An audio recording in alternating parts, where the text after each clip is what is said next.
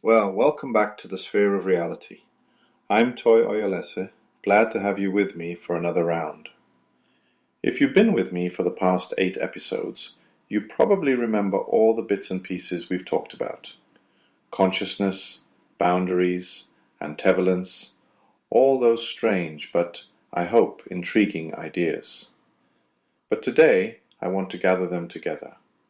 Tie it all up, at least for now, into one framework you can actually use. And at the very heart of that framework is this simple, stubborn chain. Action leads to expansion. Simple as that. Not intention, not wishing, not waiting, action. Every time you step out, do something you haven't done before, or pay attention to something at the edge of your awareness, you push that boundary outward. You're claiming more territory, turning the raw, ambiguous stuff outside your comfort zone into something you can actually navigate. I mean, if you've ever moved to a new city or changed jobs, you know this feeling, right? At first, everything is unfamiliar, even a bit intimidating. But every action, walking a block you haven't walked, trying out the local cafe, embarrassing yourself with a new bus schedule, all of that is literal expansion. Each new experience, no matter how small, adds to the territory of what you know and what you're capable of. I mess up these analogies all the time, but let's go with hiking. The more you hike, the bigger your sense of the land. You kind of turn that map from a blank outline into real places. So, expansion through action. That's the core. That's the starting point. Now there's a bit more geometry here, and not the kind that makes my kids' eyes glaze over, I hope. Think back to episode 6, when we talked about surface area. As you expand, you don't just make your sphere larger, you actually increase its surface area. And that surface area, well, it's the space where your personal reality can possibly bump into something, or someone else. The bigger your surface area, the more contact points you have with the world. It's not about luck or fate, it's basic geometry. If you think of it as, say, a sphere growing larger, its surface grows a lot faster than the center. And with more surface, you have more opportunities for contact, for running into new people, ideas, opportunities. That's why, as we discussed a couple episodes back, real connections are a function of prior expansion, not something you get by chasing after relationships directly. And I know, sometimes we're tempted to do just that, to think, okay, if I focus really hard on finding the right friend or partner or job and just optimize for connection, something good will happen.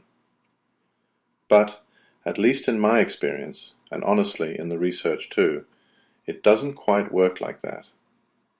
If you expand yourself, your surface area increases, and with it comes a much higher probability of interesting, meaningful contact. Directly chasing after people, or even networking, which, don't get me started, often puts the cart before the horse. If you're not growing, there's less of you on offer, so even if you do make contact, it's limited. In a way, the expansion itself is what creates the real possibility. That's something I've really had to relearn over the years, even as a family doc. If I sit there hoping people will just open up or change, nothing happens. But if I expand my own curiosity and skill, suddenly there's more shape to my practice, and more contact follows. Sometimes I forget that, but well, that's why we're here, reminding each other. Let's flip the chain around now, because it's a two-way street. Inaction leads to stagnation or contraction. When we withdraw, or just let fear and old habits keep us in a holding pattern, our world doesn't stand still, it actually shrinks. Happens almost invisibly, doesn't it? The surface area decreases, sometimes without us noticing, and with that, so do the chances for contact. One less patient I talk to at the end of the day. One photo walk I skip because of rain, thinking I'll go tomorrow. The people and ideas I could have run into, poof, gone. I'll admit, there have been times, after a professional setback, I retreated, closed off. You know, telling myself I'd come back out when I felt better. But weeks later, my world was just smaller.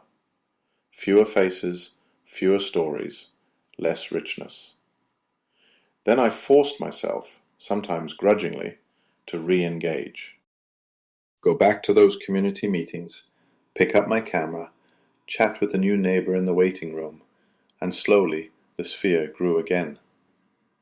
It feels awkward at first, like trying to stretch out a cramped muscle, but it works.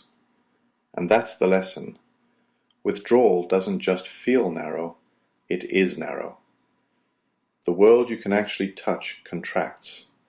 So if you want more connection, more surprise, more possibility, you've got to expand first. You do it by doing, by showing up. Not by worrying or wishing, but by acting at the edge of what you know. That's the chain. Action expands. Expansion increases chance, and from there, possibilities for rich, meaningful connection. Next time, we'll look at what remains open, the hard questions this framework doesn't quite answer, where we go from here. Until then, I'm Toye Oyelese, and this is the Sphere of Reality. Thanks for listening.